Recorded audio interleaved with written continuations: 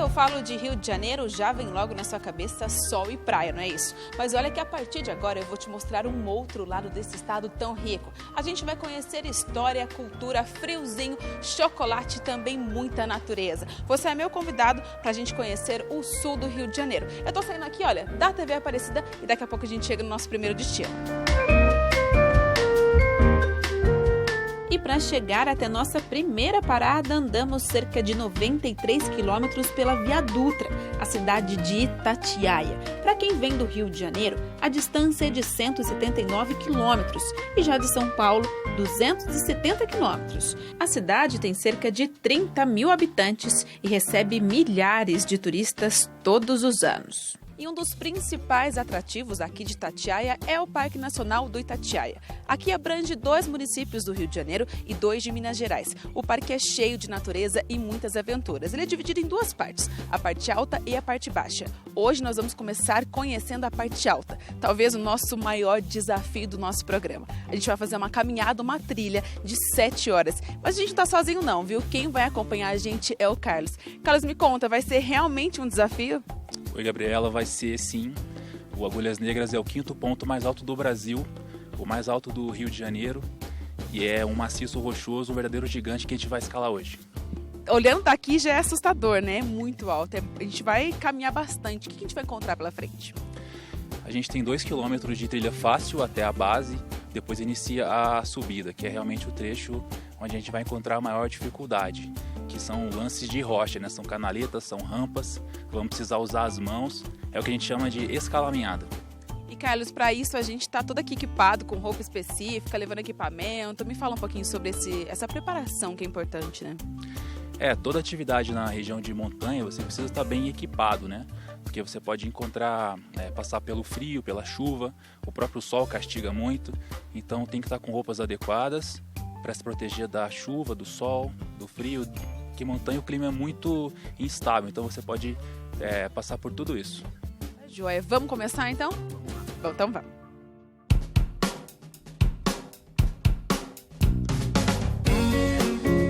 No começo da trilha já teve alguns obstáculos, mas nada perto do que a gente encontrar pela frente.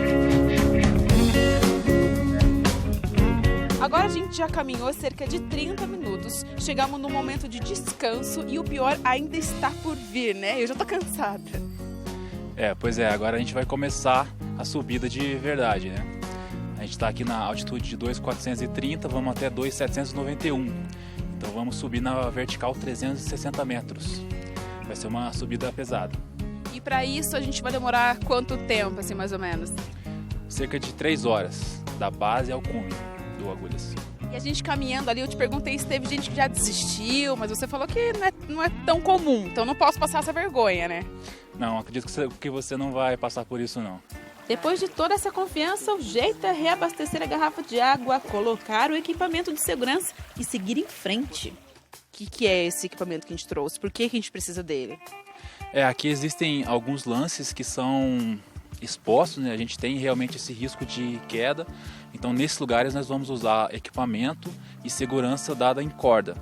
Então, vamos usar capacete, uma cadeirinha, para poder fazer a segurança de você na subida. Então, vamos lá, vamos colocar.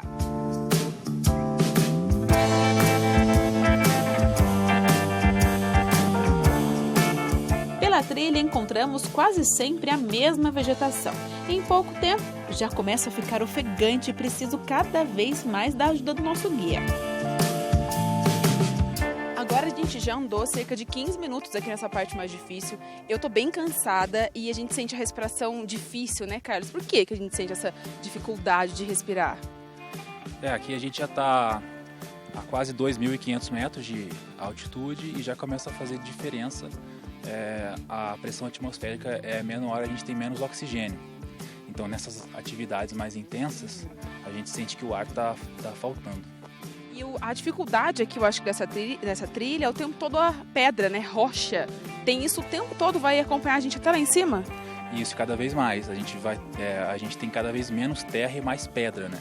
Então tem que estar com um calçado adequado, com uma sola que tenha aderência para a gente conseguir transpor esses obstáculos. E esse local, o parque, né, do Itatiaia, o nome Itatiaia já tem a ver com essa vegetação realmente rochosa? Me explica sobre isso. Sim, o nome deriva da linguagem dos nativos que aqui viviam, né, que eram os índios puris. Então Itatiaia significa pedra pontuda. E a gente acabou utilizando esse nome até hoje.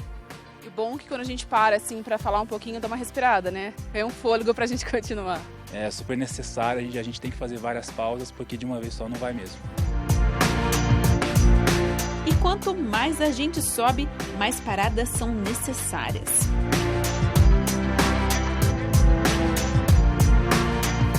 Fôlego recuperado, hora de continuar. Desde o início da subida, plaquinhas como essa marcam os 8 pontos da trilha. Na sexta, é sinal que falta pouco. E é nesse ponto que temos que enfrentar nossa primeira escalada. O Carlos já vai na frente preparando tudo para que a gente suba com segurança.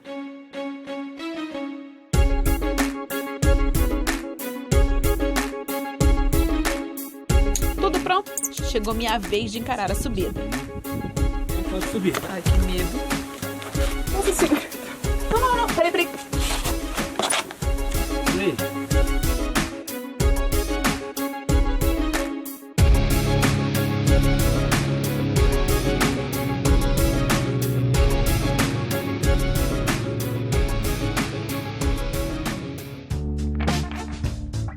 Agora a gente está quase no final da trilha, falta pouco para a gente chegar lá em cima, meia hora mais ou menos. Mas a gente chegou num ponto que é um dos mais difíceis. A gente já fez uma primeira escalada, mas agora vai ser a segunda. O Carlos, ele tá lá em cima, olha, montando todo o nosso equipamento de segurança para a gente conseguir subir, para que dê tudo certo, né? E nesse momento venta muito, é muito frio aqui em cima.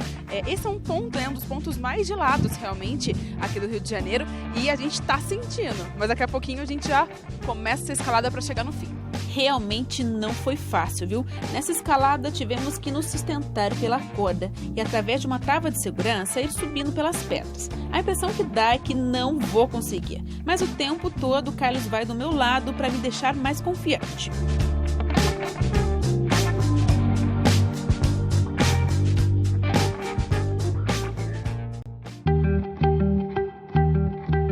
Depois de caminhar por mais de 4 horas, enfim, a gente chegou aqui no ponto mais alto do parque. Aqui se chama Cume do Cruzeiro, mas tem um desafio um pouquinho maior, que é ali, ó, onde o Carlos está. Ali que, na verdade, é o ponto mais alto de todos, né? O 5º ponto mais alto do Brasil. Ali se chama Cume do Açu. E quem vai até lá tem o direito, né? Pode colocar o nome, assinar o nome naquele livro, para comprovar que veio até aqui. Mas como precisa de um esforço a mais, eu preferi ficar aqui, olha, em segurança. Quem vem até aqui, na verdade, tem o privilégio de assinar o livro, lá igual você fez, né? Que eu não tive coragem, mas você fez isso pela gente. Sim, tem essa possibilidade, né? Mas como é um lance para chegar até o livro, existe um lance que é um pouquinho mais técnico, tá? Exige um pouquinho mais de perícia, então muitas pessoas já se sentem satisfeitas aqui mesmo. E a vista daqui de cima é realmente fantástica, né? A gente passa sufoco, é cansativo, mas chega aqui, vale a pena. Vale muito, a gente enxerga as nuvens por cima, né? A gente consegue olhar por cima das nuvens as cidades pequenininhas lá embaixo. A gente tem uma noção de como a gente é pequeno diante da grandeza da natureza, né? É bom que a gente dá um respiro, descansa um pouco, fica nesse silêncio para conseguir respirar, para garantir a volta. Exato, montanha é uma terapia. Você sente o silêncio, você tem tempo de refletir, respirar fundo e pensar, né, sobre as coisas importantes da vida. É fantástico.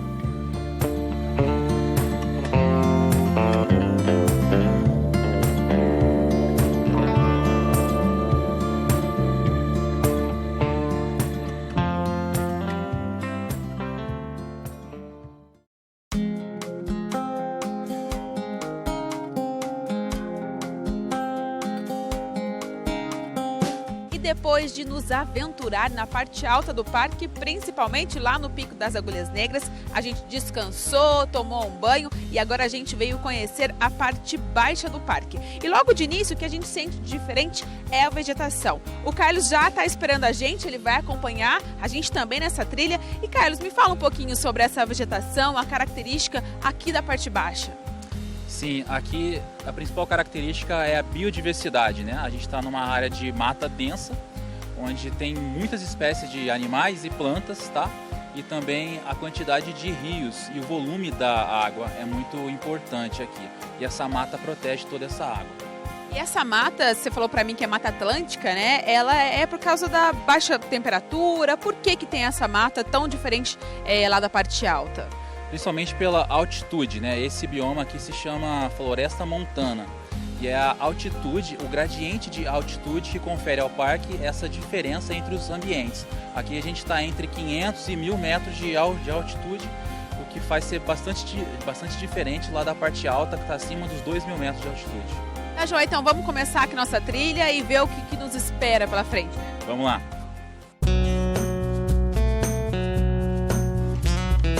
Aqui a trilha é bem mais fácil. A Mata Atlântica vai desenhando todo o percurso e pelo caminho encontramos toda a estrutura para os turistas. Depois da gente andar por cerca de 400 metros aqui nessa trilha, a gente chegou em uma cachoeira, a Cachoeira Véu de Noiva. E olha só que linda, ela é uma das maiores quedas aqui do parque. A gente sente a brisinha, sabe, o ventinho realmente da água batendo no rosto. É uma delícia. Carlos, além dessa tem outras, né, aqui na parte baixa e também na parte alta que a gente visitou ontem. Sim, aqui na parte baixa a gente tem além dessa mais 3, tá? Essa é a queda maior. E as outras são mais para o banho. Na parte alta a gente tem 2 cachoeiras, inclusive a que fica no terreno mais alto do Brasil, que é a Cachoeira Aiuruoca, tá? E de lá também saem as nascentes desses rios aqui. Lá tem as nascentes de 12 rios de importância regional, que são afluentes de 2 bacias de importância nacional. E quem tiver coragem pode aproveitar para tomar um banho gelado de cachoeira, mesmo estando mais friozinho, né? Deve ser uma delícia. Sim, o banho é permitido nos pontos para isso, né? Tanto na parte alta quanto na parte baixa. A água é bem gelada, tá? Quem tiver coragem pode curtir. O parque é enorme e tem vários tipos de passeios. Aqui na parte baixa, as trilhas variam entre fáceis e difíceis. Depende mesmo da disposição do turista.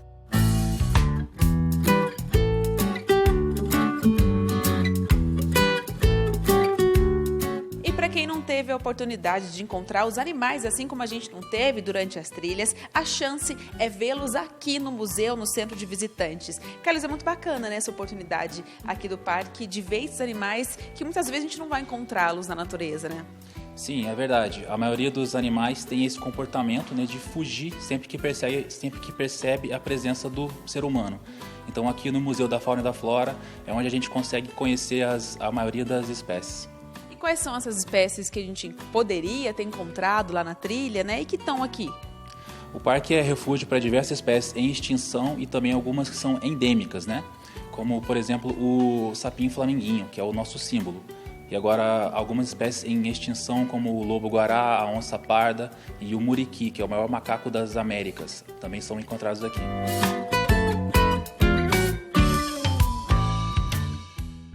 O Parque Nacional do Itatiaia é considerado um dos melhores lugares do mundo para a observação de aves. Até agora já foram catalogadas 350 espécies de pássaros. Aqui no museu também a gente consegue ver as espécies que tem aqui no parque, mas além disso a gente consegue escutar o canto deles. Nesse painel aqui a gente escolhe qual pássaro a gente quer ouvir e olha, aperta o botão. Olha que bacana.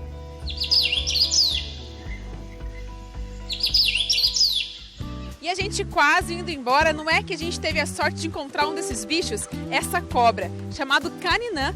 Olha só, ela estava aqui enroscada nesse corrimão e agora ela está indo para as árvores. Olha o tamanho dela. Ela é toda colorida, mas ela não ataca as pessoas, né? Olha que linda.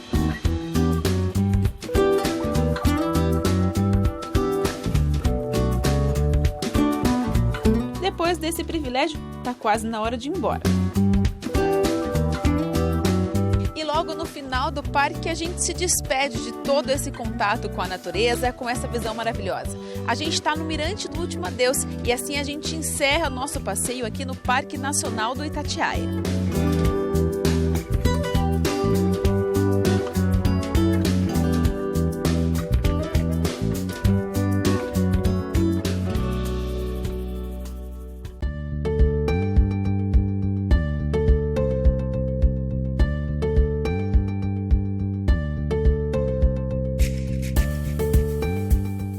E nossa viagem pelo sul do Rio de Janeiro continua. E agora seguimos cerca de 20 minutos de carro até o distrito mais conhecido de Itatiaia, Penedo. O local é a única colônia finlandesa do Brasil.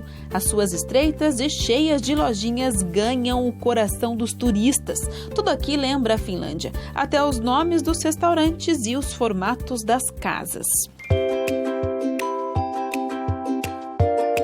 O Shopping Pequena Finlândia é a parada obrigatória dos turistas que vêm até Penedo. Aqui eles encontram absolutamente de tudo, desde produtos regionais até comidas preparadas aqui mesmo. Vem comigo que eu vou te mostrar tudo isso.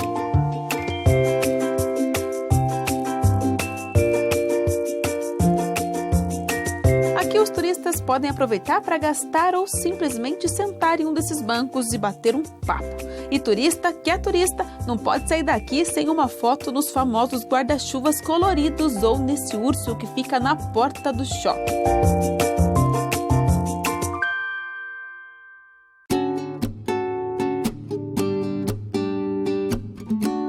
A Josi não conhecia Penedo e aproveitou os últimos dias de férias para passear. Um lugar muito aconchegante, bem familiar, bem romântico. Vim com meu esposo, gostei muito. Pena não poder ficar até a noite, que eu acho que a noite deve ser bem mais romântico, mas gostei bastante, bem aconchegante, bem tranquilo, né? Que o Rio é bem agitado, então tô curtindo aí meus últimos dias de férias, então deu para dar mais uma relaxadinha antes de voltar aí à loucura do trabalho. Além do clima especial para os apaixonados, aqui o turista pode mesmo fazer compra. É roupa, sapato, artesanato e muita comidinha gostosa. Nessa loja aqui, por exemplo, o que faz sucesso são os produtos produzidos aqui mesmo na região. Mas o queridinho fica por conta dessa pasta aqui, olha. É uma pasta de truta. Cada uma sai por R$19,90 e são vendidos cerca de 100 unidades por semana. E já que essa é a pasta mais famosa aqui da região, é claro que eu também vou experimentar. A Renata tá aqui comigo e ela vai me ajudar, né, Renata? Para eu experimentar essa iguaria. Sim. Vamos lá.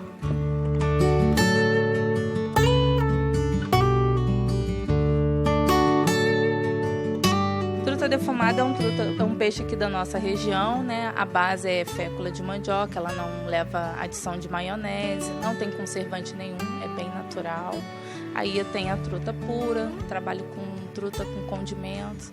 É bem top aqui na região, a galera gosta bastante. Depois desse momento difícil, seguimos nosso passeio até um lugar mágico.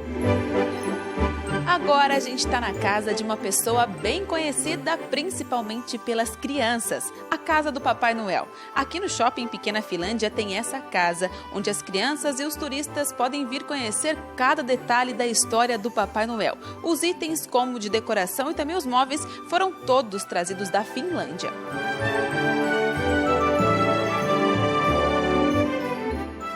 A casa ela foi arquitetada, foi planejada algum tempo depois que os finlandeses vieram para cá. Então ela foi construída pelos descendentes dos finlandeses e eles construíram, planejaram tudo de modo que fosse mais fiel possível a como são lá, né, o escritório oficial do Papai Noel, que fica em Rovaniemi, na Finlândia. E a gente também tenta fazer as coisas conforme são feitas lá também. A gente recebe as cartinhas, a gente responde as cartinhas também. Então as crianças podem mandar cartas para o endereço daqui. E então a gente também recebe as crianças aqui, as pessoas visitam a casa e a gente faz a apresentação para elas, contando sobre tudo. E a gente tira dúvidas aqui também. A Neuza é do Rio de Janeiro e trouxe o filho para conhecer de perto essa magia. É o clima de Natal o tempo todo, né? Que não importa se a gente está no verão ou no inverno, não importa, sempre tá esse climinha de mais friozinho, mais gostoso, mais intimista. E nossa próxima parada em Penedo vai te deixar com água na boca.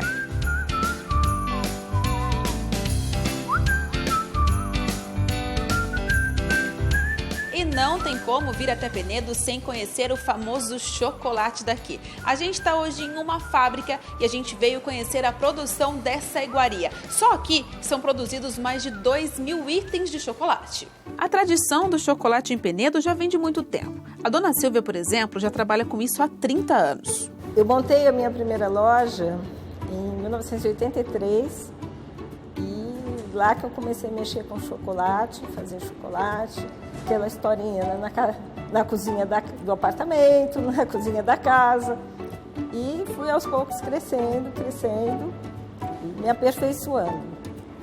Fiz muitos cursos no Brasil e também na Bélgica, que fiz cursos de chocolate lá.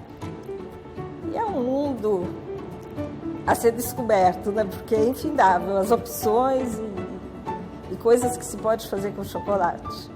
Penedo começou muito devagarzinho com os finlandeses, a sauna finlandesa, as tradições finlandesas, o baile típico finlandês.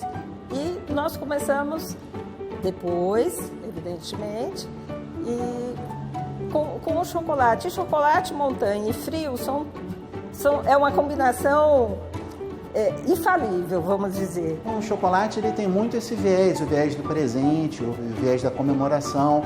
Então a gente tem desde a linha de Páscoa, né, todos os ovos de Páscoa e diversos produtos que são derivados da temática Páscoa, passando por diversas outras datas comemorativas, desde o Dia dos Pais, o Dia das Mães e também, sobretudo no Natal, né, com todos os produtos que estão aí na temática do Natal. Então a gente fabrica desde bombons, barra, figuras de chocolate, coelhinho, Papai Noel, tigre, gatinho, enfim, só de figuras aí a gente fabrica quase 150 tipos de figuras diferentes de chocolate. E a nossa linha de bombons, também que é o carro-chefe da empresa, são quase 400 tipos de bombons diferentes.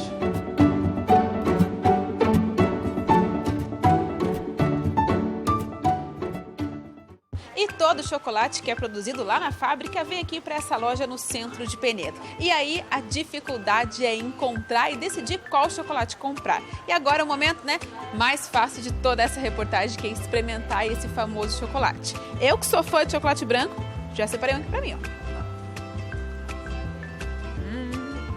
Que delícia! Na loja de chocolate encontramos a Joyce e a Milena na difícil missão de escolher qual chocolate levar para casa. Por que tem que vir a Penedo e comprar um chocolate? Porque já é tradição, né? Já é uma cultura que tem aqui da região. A gente pensa em Penedo e pensa em chocolate. E você? Você gosta de chocolate? Sim. Qual que é seu favorito de todos? Branco e preto. Branco e preto? E quando você vem aqui, você come um monte? Você compra um monte? Sim. Porque o chocolate, além de você saborear, ele virou um presente. Então, quem não gosta de ganhar um presente, que é uma caixa de chocolates? Todo mundo gosta.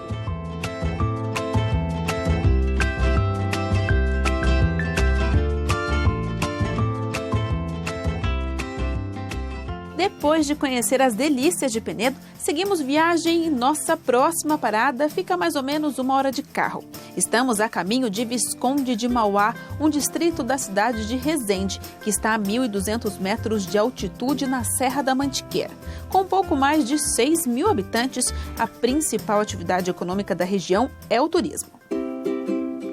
Agora a gente chegou na vila de Visconde de Mauá e é um dos principais destinos para os casais. Aqui os casais apaixonados vêm em busca do contato com a natureza. E agora a gente vai conhecer uma das pousadas aqui da região. O Paulo é proprietário, né, Paulo? Me conta o porquê que os casais vêm em busca daqui da sua pousada.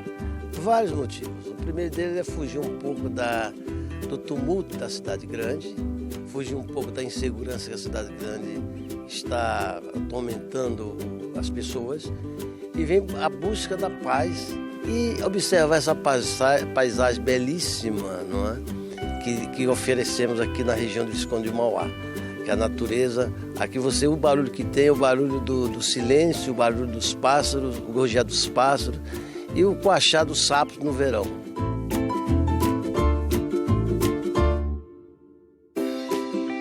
Aqui é eternamente frio, mesmo no verão.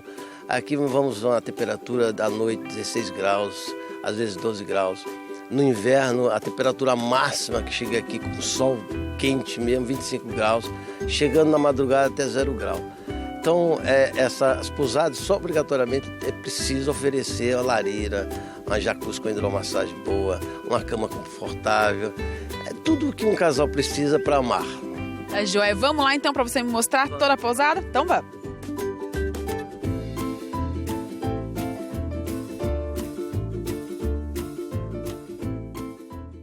Essa pousada oferece aos hóspedes inúmeros diferenciais. Entre eles está essa adega, são 150 rótulos de vinhos de vários países. A diária na pousada custa de R$ 260 a R$ 590. Ao todo são 13 chalés e praticamente iguais como esse que a gente está.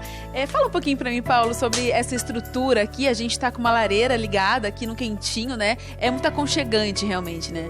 E é exatamente isso que faz com que as pessoas gostem de vir para Visconde do Palmar, gostem de vir aqui na Pousada Terras Altas.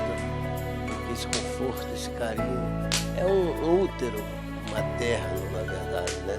E nós temos o maior prazer de receber, porque receber é muito bom, né? Doar um pouco da experiência, doar um pouco assim, do carinho, e as pessoas buscam exatamente o maior aconchego. É o que mais nós temos a oferecer. Agora a gente está na parte de fora da pousada e aqui o contato com a natureza é o tempo todo. Aqui na pousada tem até 2 nascentes, né, Paulo? É um momento muito importante e muito gostoso para os hóspedes, né? Com certeza. Você vê o barulho da água correndo, sabendo que ela nasce aqui dentro da pousada. Isso é uma coisa impressionante, fantástica. Você impressiona porque você tem um contato direto com a natureza, né? Um dos elementos da natureza seria a água, né?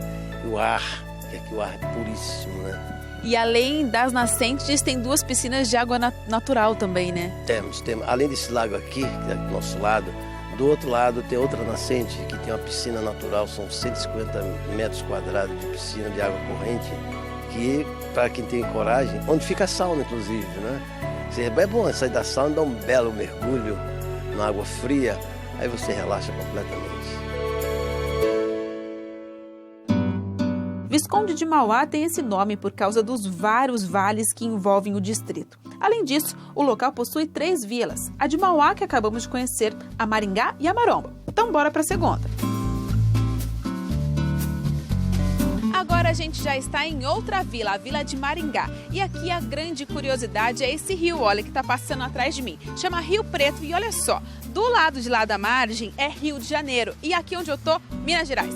A gente veio conhecer mais uma pousada e também as curiosidades e as vantagens de se hospedar aqui. Ronaldo, me explica quais são as vantagens, o que tem de diferente aqui onde a gente está. É uma pousada familiar, né? Recebemos aqui várias pessoas, casais de lua de mel, casais que estão comemorando, né? Famílias que vêm tirar férias na alta temporada. A gente está aqui, né, no deck de um desses chalés e esse contato com a natureza é incrível, né? A gente escuta o barulhinho aqui das águas e também é um diferencial bacana, né? Sim. Você dormir com esse barulhinho da cachoeira, não tem nada de melhor para você tirar aquele estresse da cidade grande. A Vila de Maringá é cheia de lojinhas e restaurantes. E olha, só estava vazia assim porque estamos no local no meio da semana. Agora, nossa última parada é na Vila de Maromba, a última do distrito. Para chegar, andamos mais um pouco de carro em uma estrada de terra. Assim como nas outras vilas, a natureza está por todos os lados. Chegamos então na pousada da Dona Leda e logo você vai saber o diferencial daqui. Olá, boa tarde. Boa tarde. Seja bem-vinda. Obrigada. Vamos entrar? Vamos. A Leda tem a pousada há mais de 30 anos. Antes, ela morava no Rio de Janeiro e quando conheceu a Vila de Maromba, se apaixonou. Em pouco tempo, transformou o local em uma das pousadas mais charmosas da região. Não era um sonho de pousada, na verdade. Era um sonho da gente, a gente vai parar de trabalhar, vamos fazer o quê? Vamos morar aqui, mas sem fazer nada, então vamos ter uma pousada. Foi assim. E começamos trabalhando no Rio e com a pousada junto com poucos chalés. Hoje já são 11 chalés, cada um com uma decoração diferente. Quase todos possuem hidromassagem, cama com lençol térmico e lareira. Além disso, é só abrir a janela do quarto que damos de cara com toda essa natureza. esse contato com a natureza, eu não sei, eu sou muito crente a Deus, né? Você vê nitidamente que Deus existe, né? Porque está presente em tudo, né? Nessa flora maravilhosa, nessa fauna maravilhosa, nesse rio que te dá a possibilidade de você matar a tua sede sem precisar clorar uma água, um filtro, nada, entendeu? Por exemplo, a pessoa aqui, ela quando toma banho e lava a cabeça, ela diz assim, mas, nossa, o cabelo fica brilhoso porque não tem cloro na água. É como se você abrisse uma garrafa de água, né? Mineral. Então, isso me dá essa... A possibilidade de você estar no silêncio, acordar com os passarinhos. Agora a gente veio conhecer um dos chalés e a gente consegue perceber em cada cantinho o jeitinho da Leda. Ela coloca florzinha e detalhe em tudo quanto é lugar. Esse aqui, por exemplo, é o chalé Jasmine e a decoração é de pássaros. Então aqui, olha, atrás de mim a gente consegue ver vários pássaros ao longo só nesse espaço, né? Nenhum chalé é igual ao outro. Cada um é diferente do outro. Nenhuma arquitetura e nenhum detalhe. Então, às vezes, eu estou passeando em algum lugar, ou até em outro país também, por exemplo, e lembro de um determinado chalé e, nossa, aquilo vai combinar com o chalé tal. Isso para mim, eu faço por prazer.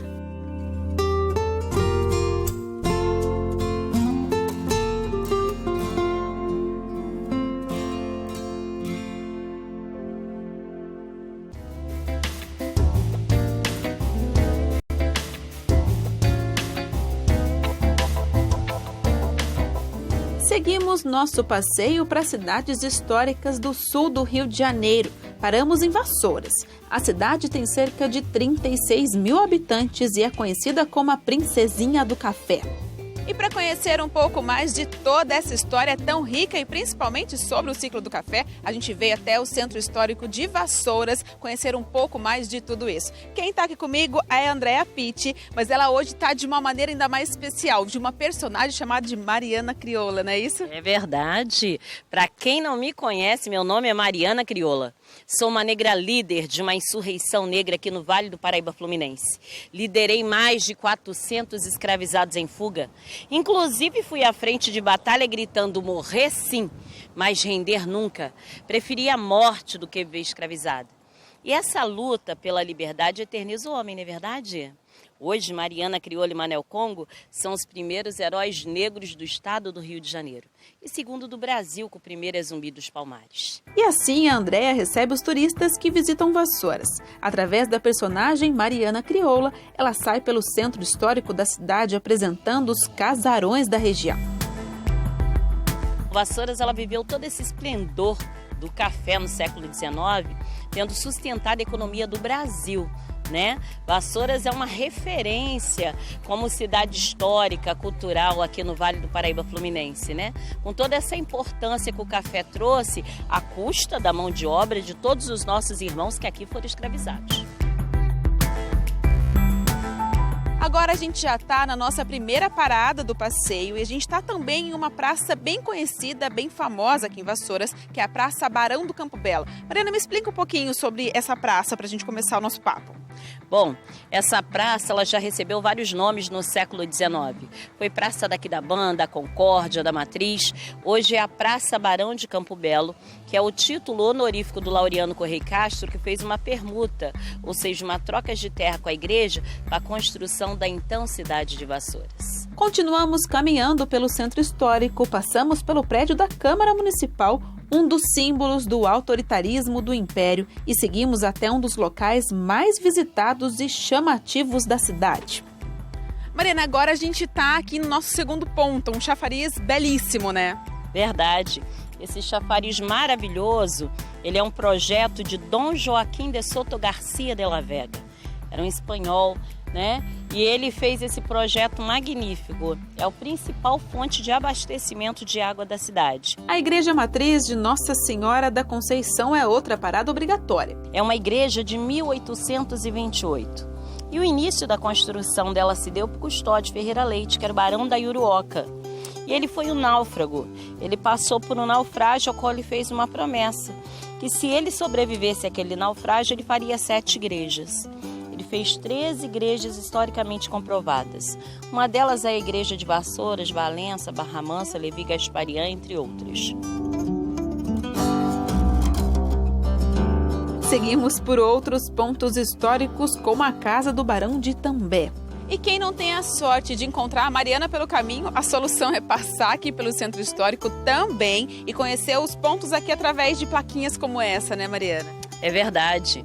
Essa evolução, né, tem trazido essa novidade, essa modernidade ao Vale do Paraíba Fluminense através desse projeto do Corredor Turístico Cultural, né? Então nós temos as plaquinhas de QR Code, né, que vai aproximar ainda mais a história do usuário, né? Da pessoa que estará passando aqui, desse turista que quer conhecer um pouco mais dessa nossa história. E aproveitando também nossa última parada aqui, me fala um pouquinho sobre esse local. Bom, esse casarão aqui era a casa da filha do Barão de Itambé no século XIX. Era uma casa da década de 40, de 1800, né? E ela passou por muitas coisas. Ela foi colégio Álvaro Alvim, ela foi internato, ela foi sede do Clube de Vassouras. Num dado momento da história da casa, nasceu nesta casa Lucinha Araújo, a mãe do Cazuza, e hoje é Centro Cultural Cazuza.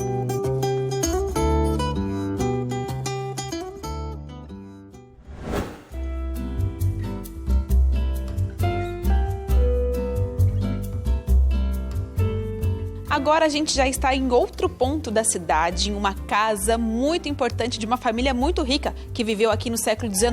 E quem vai acompanhar a gente, vai contar sobre isso tudo, é o Ciron Alves, que é o diretor, né, aqui do museu. Me conta um pouquinho sobre esse espaço que a gente está. Na verdade, vocês estão visitando uma casa, né, que retrata o modo de vida de uma abastada família do século XIX.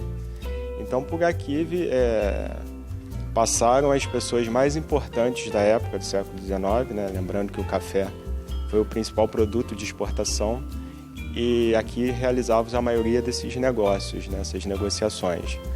Aqui viveu um comissário do café, um importante comissário do café, e aqui ele se transformou, né, um dos homens mais ricos desse período. A grandiosidade do palacete e o luxo impressionam. Essas louças aqui, por exemplo, têm as iniciais do nome de Joaquim José Teixeira Leite, banhadas a ouro. Na verdade, a casa possui 22 cômodos, né, e o vidro, por exemplo, era uma coisa extremamente cara no século XIX. Então, você vai perceber que aqui existem 69 janelas, né? E essas janelas, da forma que elas são fechadas, de qualquer forma, do lado exterior, o visitante, né, a pessoa que viria aqui fazer negócios, percebe essa riqueza. Porque de qualquer forma que é fechada a janela, você tem a visão dos vidros. Além disso, no jardim de inverno, roseiras centenárias dão um ar a mais de sofisticação. Elas são de uma espécie rara que não possui espinhos. Já dentro do palacete, esse piano merece um destaque especial. Nós temos aqui um piano de cauda do Henry Hertz, né? E só existem dois no mundo. Um está em Estrasburgo e o outro está no Museu Casa da Era. O nosso está em funcionamento, ele só precisa ser afinado e é um dos projetos que nós temos aqui futuramente, fazer eventos aqui, inclusive com o piano. Em uma cidade cheia de homens, barões, homens no comando, talvez o grande destaque desse município seja uma mulher, Eufrásia. É aquele quadro ali. Ela era uma mulher à frente da sua época, adorava economia e também gestão. E nesse quadro aqui, tá aqui nesse local, não foi por acaso. Esse era um ambiente masculino, onde os homens se reuniam para falar de política. E aqui, olha, o quadro dela vem representar tudo que ela foi naquela época. Com o falecimento dos pais, ela vai para a França e começa a investir, inclusive, na Bolsa de Valores. Foi a primeira mulher a investir na Bolsa de Valores. E ela triplica a fortuna dos pais em pouco tempo. Então, ela realmente tinha um tino comercial inegável. Ela lidava com várias moedas ao mesmo tempo, falava várias línguas. Então, realmente é uma mulher que buscou algo mais. Ela foi a maior benemérita da cidade de Vassouras. E como ela não deixa herdeiros, ela deixa um testamento onde ela diz para deixar a casa da mesma forma da época dos seus pais.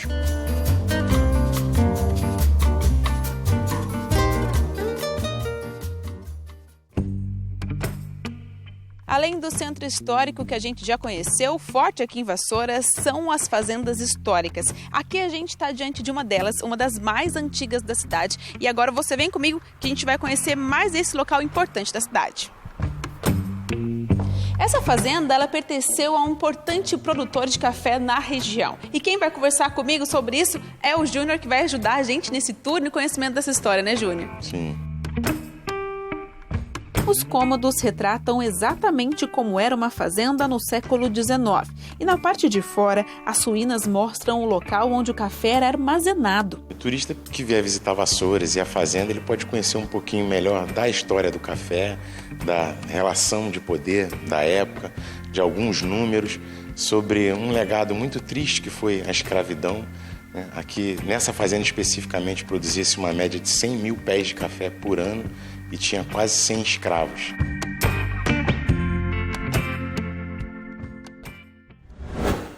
Seguimos viagem para nossa última parada, Conservatória. Conservatória é o 6º distrito do município de Valença e fica a cerca de 50 minutos de Vassouras.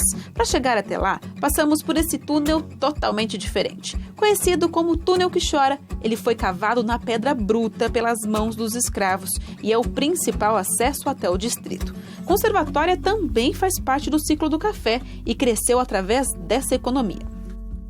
E não tem como contar a história de Conservatória sem falar de música. A gente acabou de chegar na cidade, agora é 11 horas da manhã. E você está escutando? É o Chorinho na Praça. Acontece todos os sábados aqui na Praça Matriz e lota de gente buscando música boa.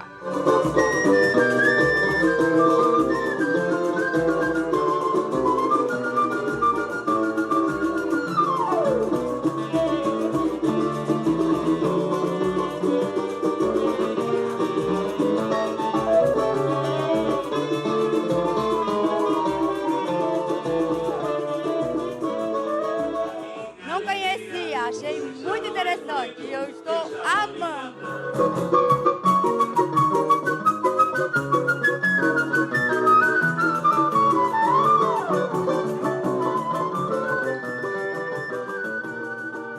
E por que a senhora veio? O que tem de diferente aqui em Conservatória? Tem tudo, alegria, amor, muita amizade.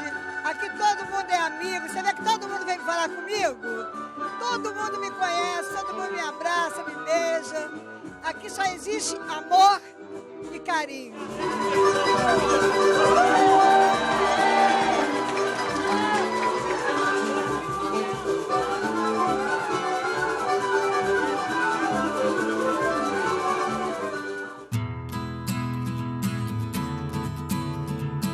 Conservatório é um lugar ímpar, né? No mundo de hoje, em pleno século XXI. As pessoas se dão o direito de sair pelas madrugadas em total segurança, cantando canções de amor, falando poesias. Então é meio que uma utopia, né, que a gente vive aqui todos os finais de semana. A música começou em Conservatória com as serenatas.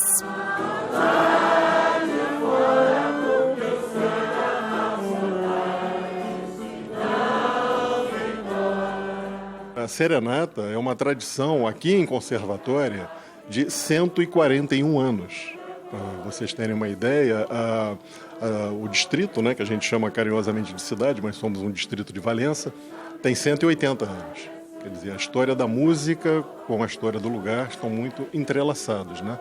E a porta de entrada para todos em Conservatória é a serenata. São as canções românticas, é a poesia, e todo o restante gira em torno disso. Todo final de semana, o distrito com pouco mais de 4 mil habitantes se transforma. Seja na praça ou em qualquer barzinho de esquina, a música não para. O Roberto é um dos cariocas apaixonados por Conservatória. Durante a semana está na capital, mas quando chega sexta-feira já tem destino certo. Conservatória, ela é tão encantadora pelo somatório de cada um. Então é o somatório da poesia, com a canção, com aquele instrumentista. Enfim, é essa soma que faz esse encantamento, né?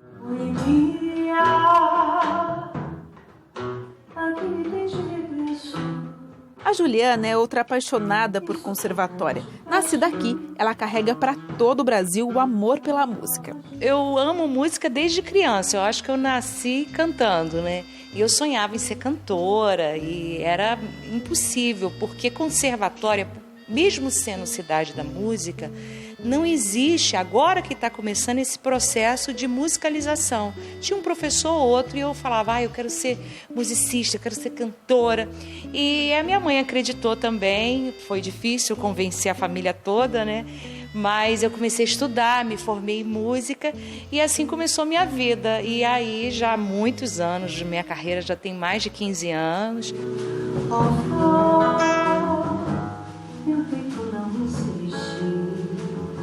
Oh meu Deus, quanto é triste a incerteza de um amor que mais me faz penar. E por causa de todo esse amor que a Juliana decidiu criar um projeto para ensinar música para as crianças de conservatório. A ideia é que elas possam manter viva a tradição da cidade. Harmônicos de Conservatório é um projeto que nasceu do meu coração.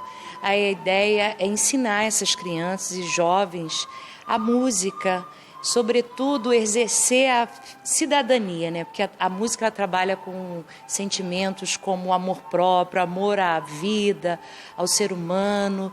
Então, assim, aí o projeto foi crescendo muito e hoje nós temos quase 50 crianças estudando gratuitamente música, percepção, violão, violino. E é muito importante hoje a criação de novas plateias.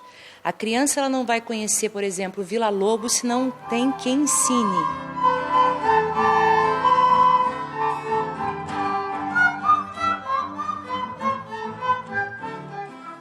Isadora, me fala o porquê que você veio pra cá cantar sem aprender música? Porque eu gosto. Mas o que você sente quando você tá aqui?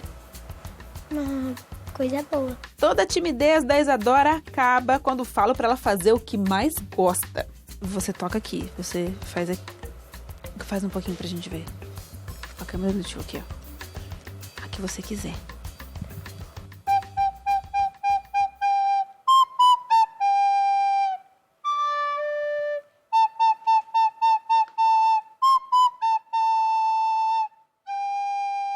E nesse tempo que você tá aqui, o que você já aprendeu assim de mais legal? Meus amigos, eu fiz vários amigos novos aqui. E aprendi a tocar flauta também. E é legal tocar flauta? É. Por que é legal? Porque você tem uma harmonia dentro do seu coração.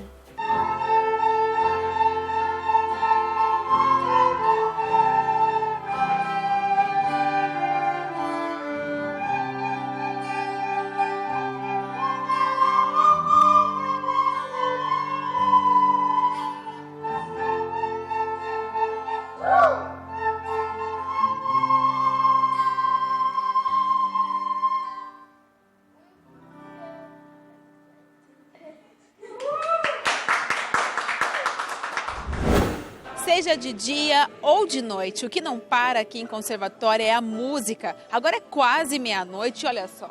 É uma serenata em plena rua de Conservatório. Eles vão passando e os convidados estão aqui ao ar livre. A Sônia ama as serenatas de Conservatório.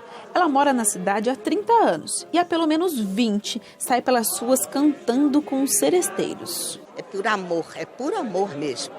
E eu acho que eu justamente abracei isso por acreditar nesse projeto. Acho lindo, acho que as noites em serenata, nós temos todo o cenário certo, maravilhoso para isso. Essas ruas, né, em pé de moleque, essas casas que permanecem como na época dos barões de café. Então é um cenário perfeito. E que a vida não continuou. Nós dois caminhemos também nos beijamos depois. Participei ainda, estou participando dessa beleza dessa música que nós temos aqui em Conservatório. E a tranquilidade, conforme ela disse ali, aqui a arma daqui de Conservatório é o violão. é a música. É a coisa melhor do mundo. Todo final de semana, pouca ou muita gente, tem sempre a mesma festa. É muito bom, uma coisa maravilhosa. Uma paz muito grande, é tudo muito bom aqui.